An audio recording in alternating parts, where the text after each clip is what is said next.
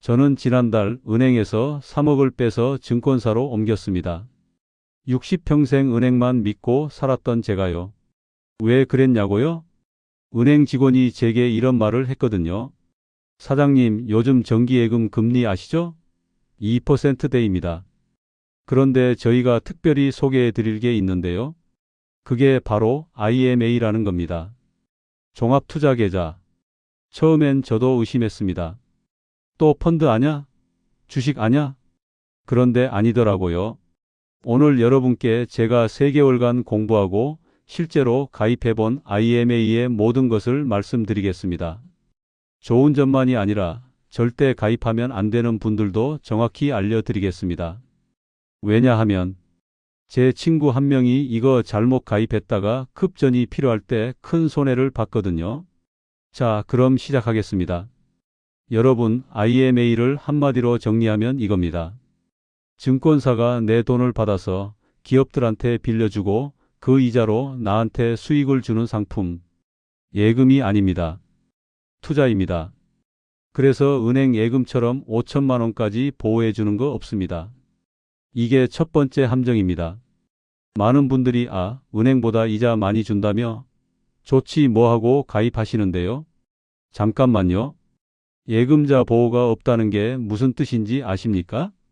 만약 제가 맡긴 증권사가 문제가 생기거나 그 증권사가 돈을 빌려준 기업이 망하면 제 돈도 날아갈 수 있다는 겁니다.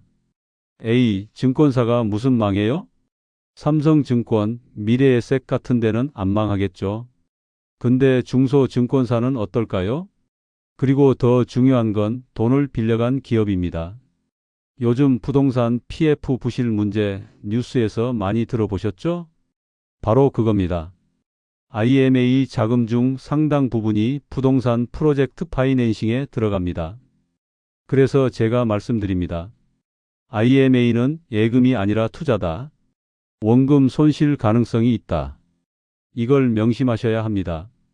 자, 그럼 이렇게 위험한데 왜 사람들이 IMA로 몰릴까요? 답은 간단합니다. 수익률입니다. 요즘 은행 정기예금 금리가 얼마죠? 1년짜리 해봤자 2.5%에서 3% 사이입니다. 그런데 IMA는 어떤가요? 안전형도 3.5%에서 3.7%, 중위험형은 4.8%에서 무려 6.6%까지 나옵니다. 1억을 넣는다고 생각해 보세요. 은행 예금 1년에 250만 원, IMA 안전형 1년에 350만 원, IMA 중위험형 1년에 500만 원 이상. 이 차이가 5년, 7년 쌓이면 얼마나 벌어질까요? 계산기 두드려보면 깜짝 놀랍니다. 그래서 제가 3억을 옮긴 겁니다. 하지만 여기서 두 번째 함정이 나옵니다. 중도 해지하면 큰일 난다. 여러분, IMA는 보통 2년에서 7년짜리 상품입니다. 만약 급하게 돈이 필요해서 1년 만에 깨면 수익률이 확 떨어집니다. 어떤 경우엔 마이너스가 날 수도 있어요.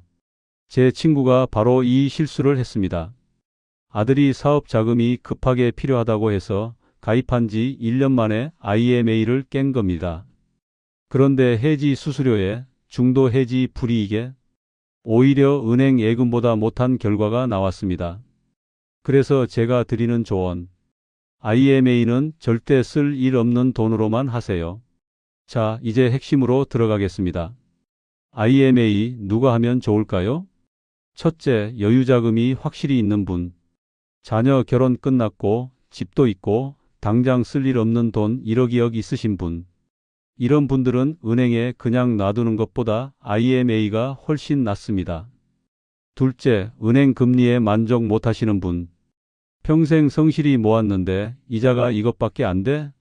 하시는 분들. IMA로 가시면 확실히 더 받으실 수 있습니다. 셋째, 장기 투자가 가능하신 분.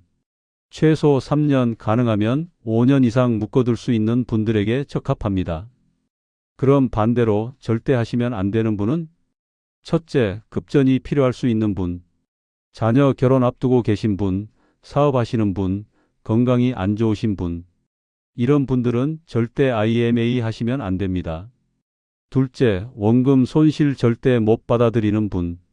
1원이라도 까먹으면 잠이 안 온다 하시는 분들은 그냥 은행 예금하세요. IMA는 투자 상품입니다. 손실 가능성이 있습니다. 셋째, 금융 지식이 전혀 없으신 분. 증권사 직원이 뭐라고 설명해도 그냥 이자 많이 주는 거 아냐? 하고 가입하시면 안 됩니다. 최소한 어디에 투자되는지 위험은 뭔지 아셔야 합니다. 여기까지 듣고 계신 분 중에 이런 생각하실 겁니다. 그래서 선생님은 결국 IMA 추천하는 거예요? 말리는 거예요? 이 질문에 대한 답은 다음에 말씀드리겠습니다. 자, 이제 정말 중요한 부분입니다.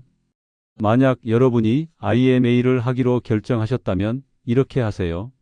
전략 1 분산하세요. 전 재산을 IMA 하나에 다 넣지 마세요. 제 경우를 말씀드리면 총 5억 중에서 은행 예금 2억, IMA 2억, 주식 기타 1억 이렇게 나눴습니다.